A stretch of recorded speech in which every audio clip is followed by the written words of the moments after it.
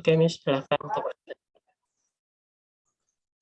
Ya, baik, terima kasih. Assalamualaikum warahmatullahi wabarakatuh. Salam Om Swastiastu, Nama Budaya, dan salam kebajikan. Pada yang terhormat, Arif Fitri, selaku dosen pengampu pada mata kuliah ICT Literasi MJ 104, dan rekan-rekan sekalian, kami dari kelompok 4 akan mempresentasikan proposal kami yang mengangkat tema mengenai usaha laundry yang berbasis digitalisasi. Nah, sebelumnya, izinkan saya, Fahira Yolanda, untuk memperkenalkan rekan-rekan saya. Yang pertama ada Pak Ali Fai, yang kedua ada Mas Fikri Jatendra Afditya Rahman, selanjutnya ada Mbak Fitri Gita Silvani, dan Mas Roni Wijaya Sitohang, selanjutnya ada Mbak Cynthia Dwi Rahayu, terus Mbak Susanti Wulandari, dan Mas Susilo Pratikno. Nah, di sini kami mengangkat judul pemanfaatan teknologi informasi dan komunikasi di Happy Clean Laundry. Nah, Happy Clean Laundry ini merupakan nama yang kita buat untuk usaha laundry kami. Nah, sesuai namanya, mudah-mudahan apabila proposal nanti ini akan terwujud atau terrealisasi, semoga nantinya customer kami ini bisa merasa puas dengan semua pelayanan. Nah, di sini ada latar belakang. Kenapa kami memilih untuk mewujudkan usaha laundry ini? Karena melihat Indonesia yang saat ini mengalami kondisi krisis atau bencana yang disebabkan oleh coronavirus disease 2019, yang sampai saat ini belum usai, tetapi kita sama-sama berdoa semoga kedepannya semakin pulih lagi dan membaik, semoga kes-kes pertumbuhan COVID di Indonesia ataupun di luar negeri sana bisa dihentikan. Yang kedua, ada berbagai kebijakan yang muncul sebagai upaya mencegah penyebaran COVID-19 justru berimplikasi buruk terhadap beberapa sektor lain, khususnya pada sektor ekonomi. Contohnya mulai dari pembatasan karyawan melalui pemutusan hubungan kerja, pembatasan aktivitas seperti jasa, dan lain-lain. Nah, ini yang menyebabkan orang-orang kesulitan dalam sektor ekonominya. Selanjutnya yang ketiga yaitu ada perkembangan produk teknologi akan mengikuti gaya hidup milenial, dan terbukti saat ini dengan munculnya berbagai situs untuk memudahkan gaya hidup mereka. Nah, tidak hanya generasi milenial ya, mulai dari kalangan anak-anak sampai orang dewasa pun saat ini tidak bisa terlepas dari yang namanya gadget atau handphone atau media elektronik lainnya. Nah, kenapa? Karena di dalam sana itu ada sesuatu yang menarik minat mereka untuk memenuhi gaya hidupnya atau keperluannya tanpa harus keluar rumah, membuang banyak waktu dan biaya. Kapan biasanya kaum rebahan. Selanjutnya yang keempat, ada dari gaya hidup tersebut tentunya didukung dengan kemajuan teknologi seperti perkembangan gadget dan layanan internet yang cepat. Layanan internet ini nanti ada hubungannya dengan usaha bisnis yang berbasis digitalisasi yang kami buat. Selanjutnya yaitu semakin modern kehidupan masyarakat era sekarang, maka kebutuhan jasa laundry juga semakin membludak. Ya, khususnya generasi milenial yang maunya serba instan dan yang saat ini sudah mulai memasuki dunia perkantoran, dunia kerja, dunia bisnis, kebanyakan dari mereka menghabiskan waktunya untuk semua itu dan sedikit waktu mereka untuk urusan rumah, termasuk mencuci pakaian. Simpelnya mereka akan melaundrykan pakaian mereka. Yang keenam yaitu usaha laundry bisa menyasar ke semua kalangan, mulai dari anak kos, pegawai, sampai ibu rumah tangga. Ya, jadi kita nggak perlu khawatir ya, kenapa kita memilih usaha laundry ini, karena sasarannya luas, nggak stuck di situ-situ aja, jadi bisa menyebar ke semua kalangan. Nah, fokus utama dari proposal ini adalah mengembangkan usaha laundry berbasis digitalisasi. Ada hubungannya tadi seperti yang sudah saya jelaskan dengan internet tadi. Adapun proposal ini bertujuan untuk mendampingi pelaku dalam upaya meningkatkan keuntungan dan agar tetap bertahan di tengah krisis pandemi. Nah, semoga apabila bisnis ini bisa terwujud, kita bisa sama-sama membuka peluang usaha untuk sebagian orang dan bersama-sama memulihkan kondisi perekonomian kita. Selanjutnya akan dijelaskan oleh rekan saya kepada Mas Roni, saya persilakan.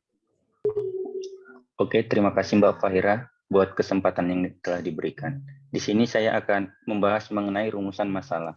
Yang pertama, bagaimana cara kita mengembangkan usaha laundry berbasis digitalisasi. Yang kedua, bagaimana cara kita mempromosikannya kepada khalayak ramai. Dan tujuannya, yang pertama mengetahui cara membuat usaha laundry yang berbasis digitalisasi. Yang kedua, mengetahui bagaimana cara mempromosikan usaha laundry berbasis digitalisasi. Oke, yang berikutnya akan dijelaskan oleh teman saya, Mas Eko.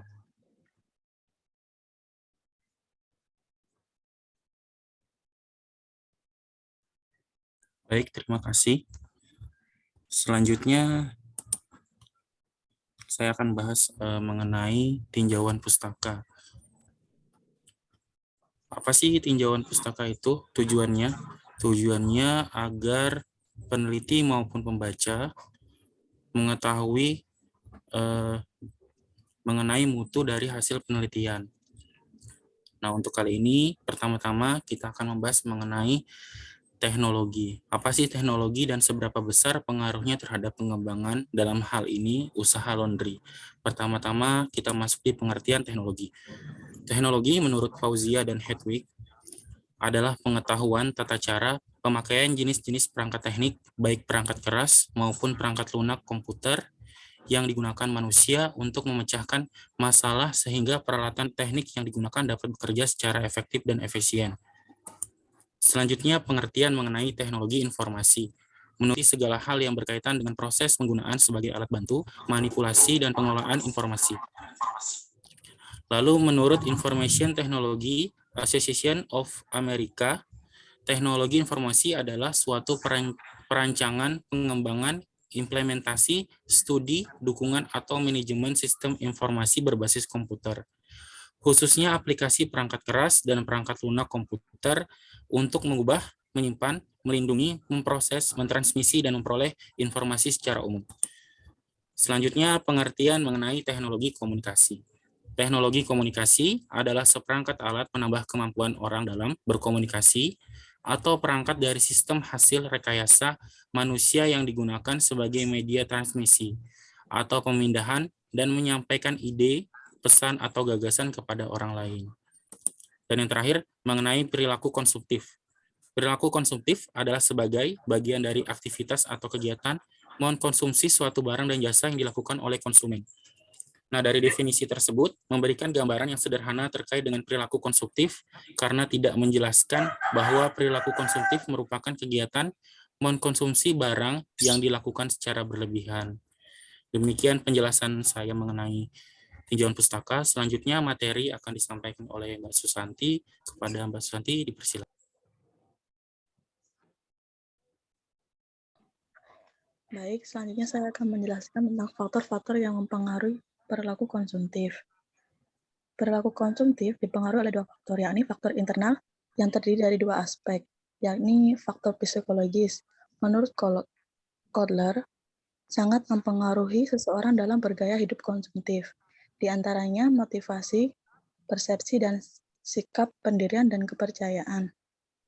Faktor pribadi, menurut Kotler, keputusan untuk membeli sangat dipengaruhi oleh karakteristik pribadi, yakni usia, pekerjaan, keadaan ekonomi, kepribadian, dan jenis kelamin.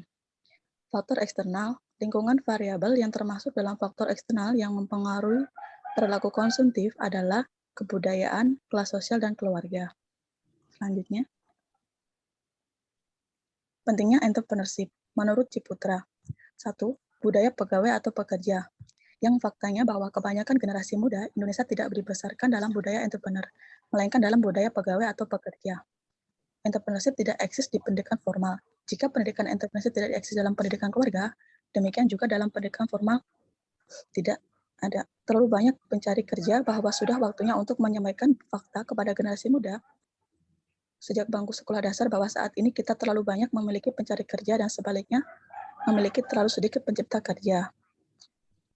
Mendidik kemampuan menciptakan pekerjaan, menurut Ciputra, mengembangkan apabila kita tidak dapat menyediakan lapangan pekerjaan bagi generasi muda, kewajiban kita adalah mendidik dan melatih generasi muda untuk memiliki kemampuan menciptakan lapangan pekerjaan bagi diri mereka sendiri. Selanjutnya,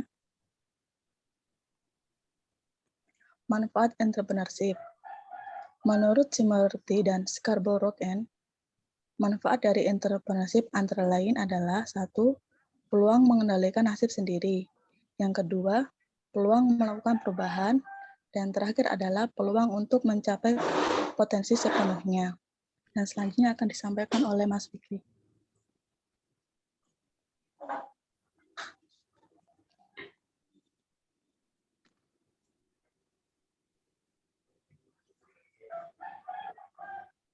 Mas Fikri. Ya.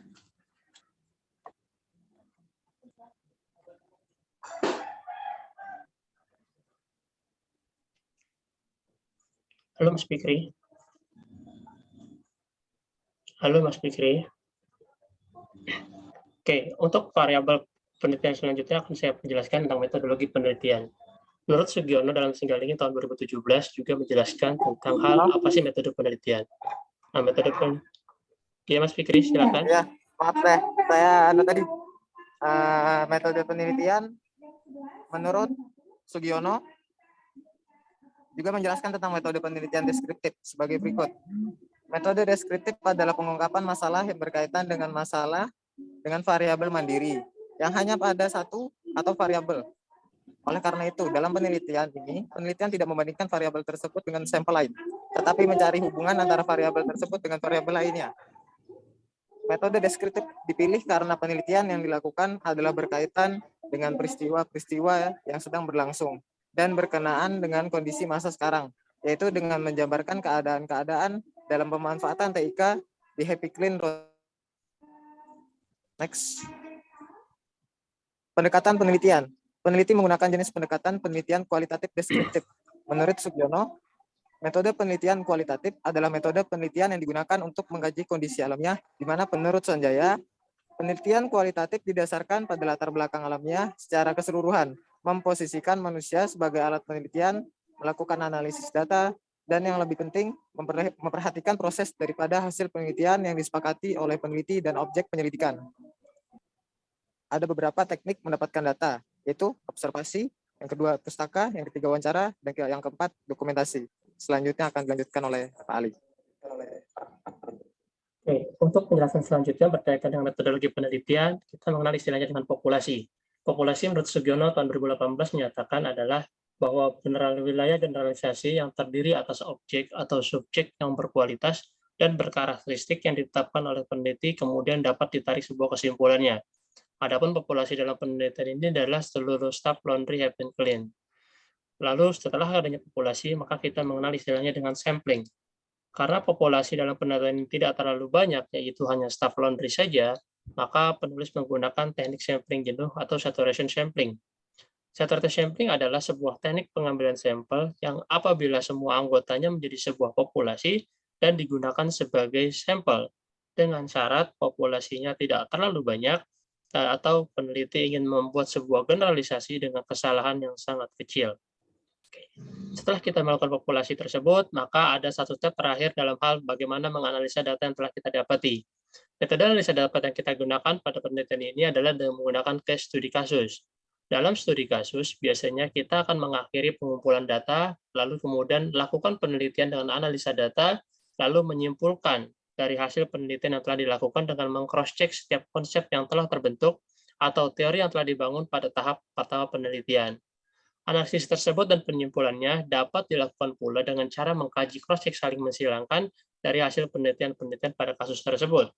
Dan hasil penelitian tersebut dapat digunakan untuk menetapkan atau memperbaiki terhadap konsep atau teori yang telah dibangun pada tahap-tahap penelitian awal sebelumnya. Selanjutnya akan dijelaskan oleh teman saya, silakan.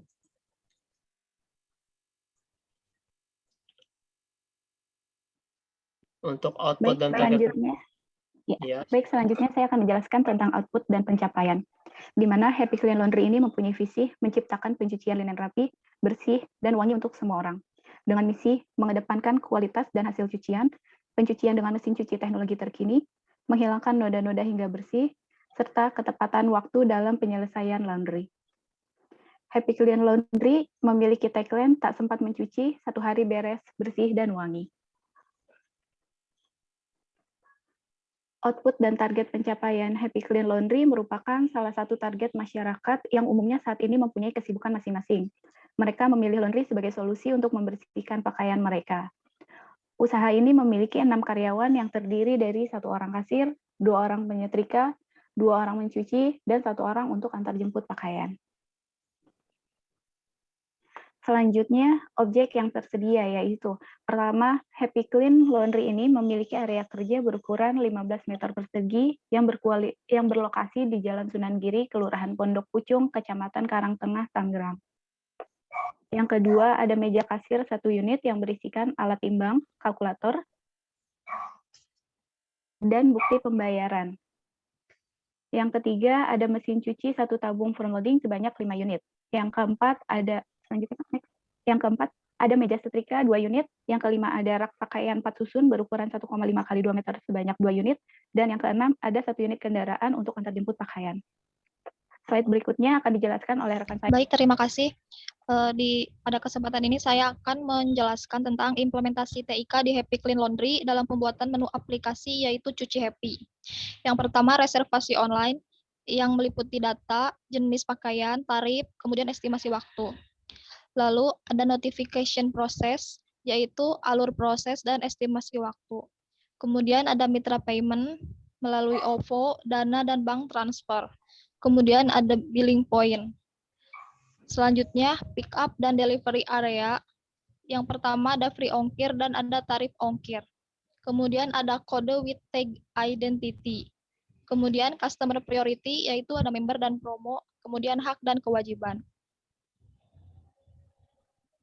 Selanjutnya, pemanfaatan teknologi komunikasi untuk pemasaran. Di sini ada akun Facebook, yaitu Happy Clean Laundry, kemudian Instagram, @happycleanlaundry, kemudian aplikasinya bisa diinstal di Play Store dengan nama Cuci Happy, dan di App Store Cuci Happy, Twitter dengan @cucihappy, YouTube Cuci Happy Official. Target pasar Happy Clean Laundry, yang pertama mahasiswa, pekerja kantor, suami atau istri, dan penghuni apartemen. Selanjutnya akan dijelaskan tentang ekspansi bisnis oleh rekan saya, Mas Susilo.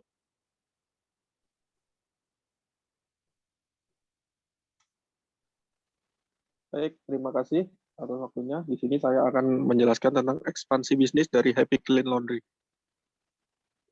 Happy Clean Laundry ada penuh inovasi dalam memberikan pelayanan yang sempurna, lalu membuka 3 cabang per tahun operasional, dan membuka peluang mitra kerjasama.